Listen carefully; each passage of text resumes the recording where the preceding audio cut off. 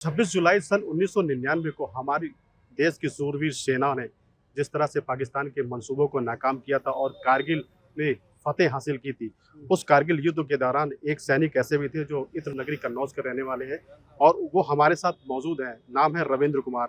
इनके पैर में गोली लगी थी। गोली लगने के बाद भी इनके हौसले कम नहीं हुए और सिर्फ मन में एक ये था कि किसी तरह से मुझे फतेह हासिल करनी है। 4 सैनिक भी पाकिस्तान के मार गिराए थे और हालांकि हमारे देश के भी दुर्भाग्यपूर्ण 4 सैनिक शहीद हुए थे। हमारे साथ रविंद्र कुमार मौजूद हैं यहाँ पर और हम उनके ही जवानी सुनते हैं किस तरह से कितनी कठिन परिस्थितियों में देश को जो फतेह हासिल की थी और पाकिस्तान के मंसूबों को नाकाम किया था, क्या-क्या था, कैसा मंजर था, उनके ही जवानी सुनेंगे जी। रविंद्र जी, जब कारगिल का युद्ध शुरू हुआ था, क्योंकि बताते हैं कि लड़ाई बहुत संघर्ष वाली थी। वो ऊँचे बैठे हुए थे और हम लोग नीचे पे थे वहाँ पर। हमारे पास इतने संसाधन भी मौजूद नहीं थे। ऐसे में जो लड़ाई फतेह हासिल की है, तो किस तरह का कुछ बताइए, हम लोग को जनता सुनना चाहती है। एक्चुअली लड़ाई ये विषम परिस्थिति में ही कह सकते हैं इसको, क्योंकि ऐसी ये दुनिया का सबसे ऊंचा युद्ध क्षेत्र था, जहाँ पर वो आकर बैठ गए। जो पहाड़ियाँ हम लोग जहाँ से निगरानी करते थे उससे कि वो आकर के हम लोग विंटर में वैकेट कर देते थे, उन्होंने आके उनको कब्जा कर लिया। उसके बाद उन्होंने श्रीनगर और जो लेह राजमार्ग है उसको कट किया, जिससे हमारी रसद सामग्री और सामरिक दृष्टि से जो भी हमको मदद मिल सकती थी वो सब कट कर दिया उन्होंने। तो इसलिए ज़रूरी था कि हम इसी तरह उसको हम खोलें। तो सबसे पहले तोरोलन की जो पहाड़ी लिया गया, तो हमको एक बार उसको फुट होल्ड मिला। उसके बाद जब करते करते तो उसको लेने में हमको 25 दिन लग गए और वहाँ कम से कम 50 से ऊपर हमारे सैनिक शहीद हुए। उसके बाद फिर हमने टाइगर हिल लिया। टाइगर हिल हमने लिया 4 जून को, 4 जुलाई को। 4 जुलाई को लेने के बाद स्थिति ये बनी कि फिर हमने छोटी छोटी पहाड़ियाँ हम लोग उसको लेते गए। लेकिन जुलाई के लास्ट दिन जो है आखिरी ऑपरेशन हमने 22 जुलाई को लॉन्च किया, जिसमें हमको लास्ट में लाइन ऑफ कंट्रोल तक पहुंचना था।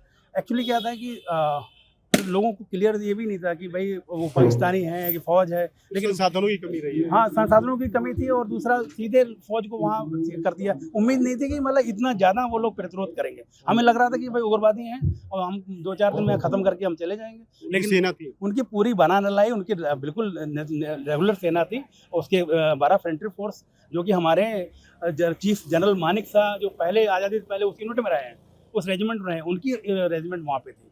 और कर्नल मुस्तफ़ा साहब फिर बोला उन्होंने, और साइकोलॉजिकल गेम खेलने के लिए, डेड बॉडी लेने के लिए उन्होंने बोला कि हम तो आपकी पलटन के हैं, आपके चीफ की पलटन के हैं। तो वो भी उन्होंने किया। लेकिन कुल मिलाकर के हम लोगों ने जो है अपनी परंपरा के अनुसार अपनी जान जोखिम में डाल करके, अपनी कुर्बानी दे करके हमने देश के अपने पहाड़ियों को सुरक्षित रखा। बहरहाल जो लाइन ऑफ कंट्रोल पहले से नियत थी वहीं जाकर के हम लोग ने उनको रोका। बताते हैं आपके भी पैर में गोली लगी। मैं 23 जुलाई को मुझे गोली लगा बाएं तरफ। हम लोग सामने देखा तो हमारे बंकर में 10 लोग बैठे हुए, हम रिटेलिएट कर रहे थे, मतलब हमारे ऊपर फायर कर रहे। दुश्मन पाकिस्तानी फौज के थे। तो उन्होंने हमारे ऊपर फायर किया, तो हमने भी जवाबी फायर किया, आर्टिलरी फायर डलवाया।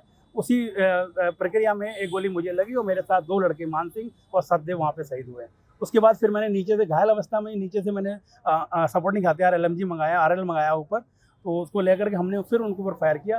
तो LMG वाला बंदा जो हमारा निरंजन मेहरा कटक का रहने वाला था, वो भी वहाँ पे शहीद हुआ। उसके बाद RL वाला बंदा हमारा जो पाटिल था, वो भी बेचारा ऊपर जैसे चढ़ा वैसे हेड शूट किया, वो भी उसमें खत्म हुआ। तो 4 लड़के उस दिन मेरे साथ खत्म हुए। हम लोग 3 दिन जो है पाकिस्तान के भी सैनिक मारे गए, 4 सैनिक उनके मारे गए और 23 तारीख को गोली लगने के बाद मैं 26 तारीख को वहाँ पे डाउन हुआ। 3 दिन वहीं पे रहे डेड बॉडियों के साथ, क्योंकि ऊपर से फायर आ रहा था, हम लोग जा नहीं सकते थे। तो जब आपको गोली लगी थी तो आपको ऐसा नहीं लग रहा था कि आप कहीं ना कहीं कमजोर हो गए हैं? नहीं, कोई कमजोरी वहाँ तो ऐसा जज्बा होता है कि आपको कोई कमजोरी, ना भूख लग रही ना पानी भी हम लोग जो है बर्फ़ को गिलास में भर के बगल में दबा करके, थोड़ा गीला होता था, तो उससे हम लोग 3 दिन मतलब पता ही नहीं लगा कि भूख क्या होता है, प्यास क्या होता है। कि केवल ये देखना है कि भाई हमारे लोग कैसे बच जाए। ये तब जरूर हमको कष्ट है कि हमारे अगर थोड़ा जल्दी हमको फर्स्ट एड मिल जाता तो हमारे कुछ बंदे वहाँ बच सकते थे।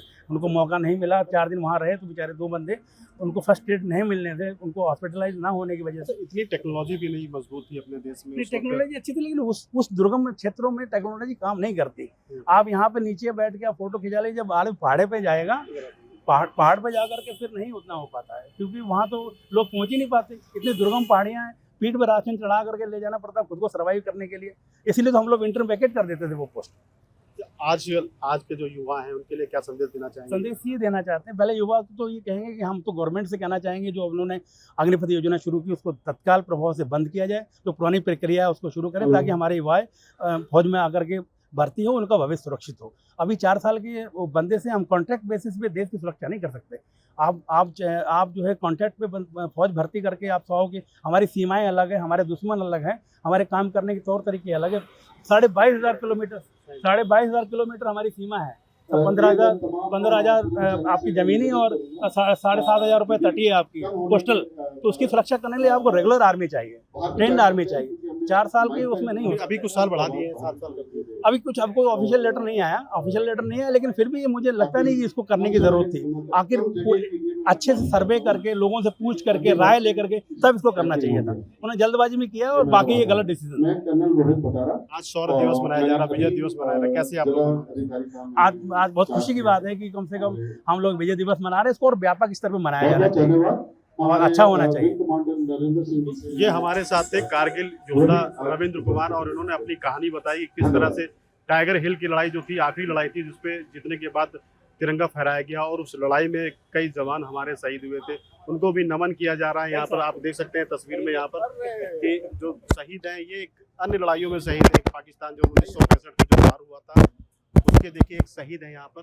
1965 वार के जो शहीद हैं उनका यहाँ पर तस्वीर लगी हुई है यहाँ पर।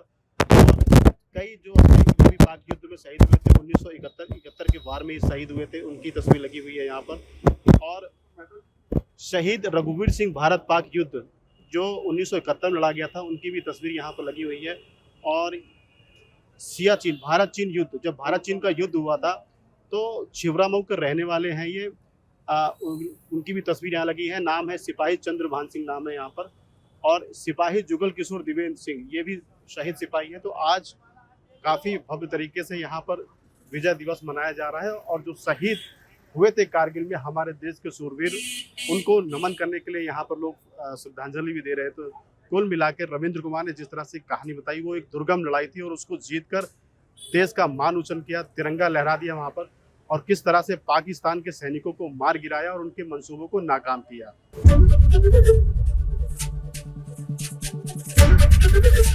एबीपी गंगा, खबर आपकी, जुबान आपकी।